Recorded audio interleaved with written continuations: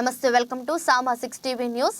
నిర్మల్ జిల్లా ముదోల్ మండల కేంద్రంలో ముగిసిన సప్తాహ కార్యక్రమం ఘనంగా తెల్లవారుజాము నుండి పశుపతినాథ్ శివునికి ప్రణీద్ శాస్త్రి మహారాజ్ ఆధ్వర్యంలో అన్నదాన ప్రసాదంతో శివునికి ప్రత్యేక అలంకరణ చేసి అంగరంగ వైభవంగా పూజా కార్యక్రమాలు నిర్వహించారు.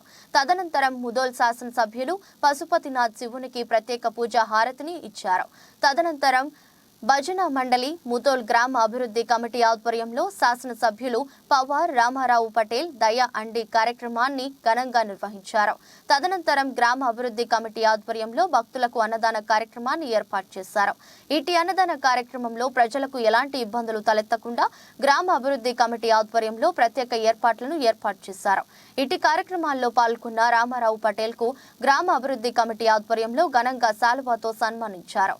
ఇటీ కార్యక్రమాన్ని ఉద్దేశించి రోళ్ల రమేష్ మాట్లాడుతూ ముదోల్లో గత 13 సంవత్సరాల నుండి మహాశివరాత్రి పర్వదినాల్లో 7 రోజులు సప్తాహ కార్యక్రమాన్ని నిర్వహించి చివరి రోజు అన్నదాన కార్యక్రమాన్ని నిర్వహిస్తున్నామని, దానికి చుట్టుపక్కల గ్రామాల నుండి ప్రజలు పెద్ద మొత్తంలో తరలి వస్తున్నారని, అదేవిధంగా కీర్తనలు చెప్పడానికి మహారాష్ట్ర నుండి మహారాజులు తరలి వస్తున్నారని తెలియజేస్తూ ఇటీ కార్యక్రమం జరగడానికి సహాయ సహకారాలు అందిస్తున్న గ్రామ అభివృద్ధి కమిటీ సభ్యులకు గ్రామ ప్రజలకు ధన్యవాదాలు తెలిపారు.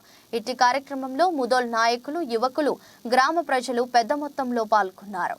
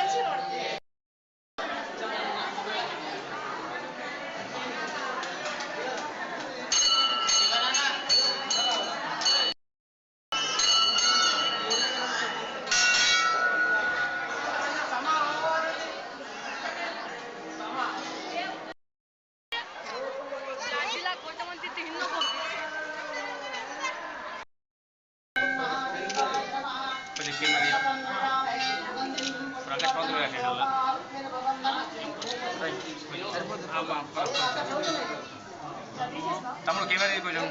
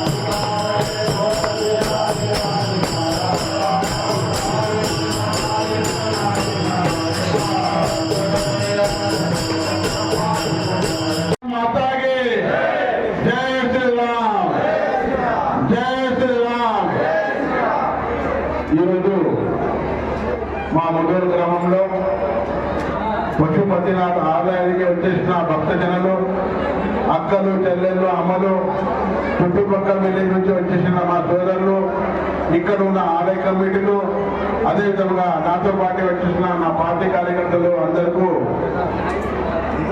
మన జై శ్రీరామ్ తెలియజేస్తున్నాను.